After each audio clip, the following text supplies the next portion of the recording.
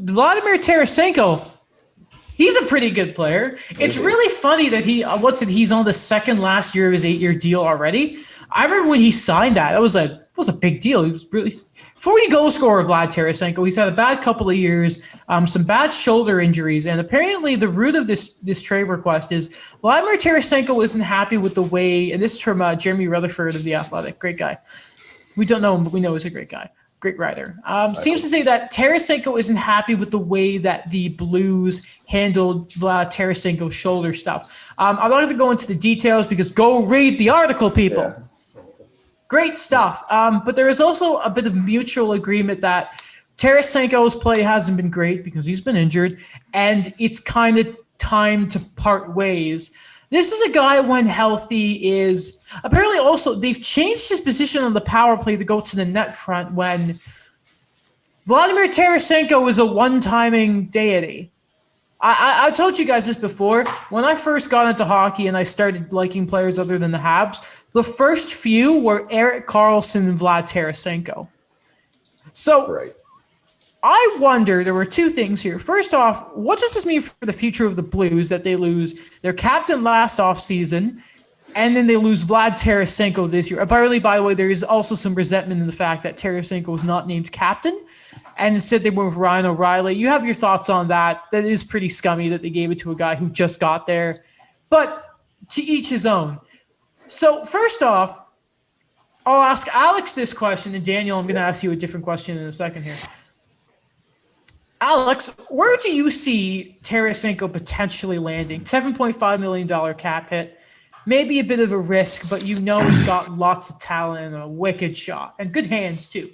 So I just have this theory. My first thought was Anaheim, like just because he kind of fits. How old is Tarasenko? Let me just double check here. He's 20. He's 29, but it's a hockey deal. He's just outside of the range that Bob Murray likes. I think Bob Murray was 23 to 28. But I really think it's more whoever doesn't get Jack Eichel can get Vladimir Tarasenko. You know what? It's really funny that you mentioned Anaheim because they need more scoring. Yeah. And they want a hockey deal, which is that's a very good connection. Them are the Kings. Sorry. Them are the Kings. I think if they didn't get a Echo, maybe, but I feel like that, man, Tarasenko would look good in that jersey. And Daniel, I will ask you this question because you were right about the Blues before, Daniel, Alex and I will admit it. What does this mean for the Blues going forward? I think that, it was just rumblings I've mentioned where like the way they were playing, the way that the depth was going, that this was not sustainable, that they had that Stanley Cup high and then they didn't really do much afterwards for it. Like, I still don't understand the Justin Falk trade. Like, I still don't get it.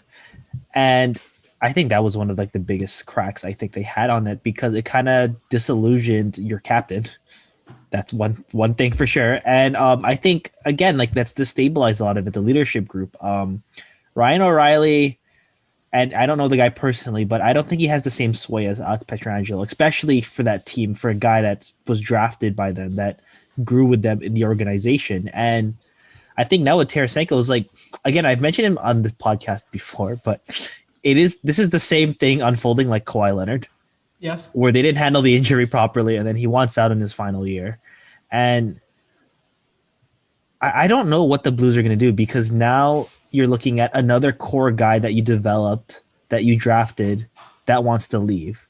That you're going to leave yourself with, like your core forwards now are going to be guys that you got via trades, that you got guys that they haven't been there forever. And I think that I don't know. I don't know what the Blues are going to be. I think that they're going to become a team like Nashville territory where there's going to have these big contracts, but they're going to have these guys that underperform because when we looked at what happened to them in the last season or what happened to them in the playoffs, like who did we mention was their top scorer despite all those big contracts? It was David Perron. Right. Yeah, that one keeps surprising me. One issue that might plague this deal is Tarasenko.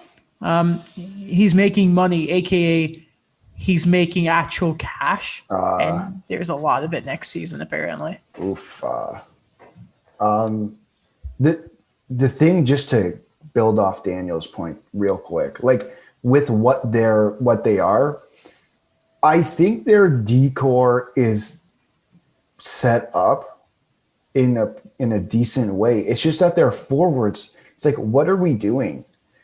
Like, you got Falk, Krug, Parayko, Scandella, and Vince Dunn. I don't know if Vince Dunn's going to be there. He really should, but their choice. And then it's O'Reilly, Shen, Perron, Sammy Blais, Kyle Clifford, and Vlad Tarasenko, and Mackenzie McCurkin.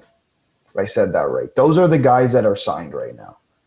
Mm-hmm. And you have Barbashev, Sanford, Kyrou, and Thomas, who are RFAs. And then Hoffman, Bozak, and Jaden Schwartz, who are UFAs. I don't like it, man. I don't like it.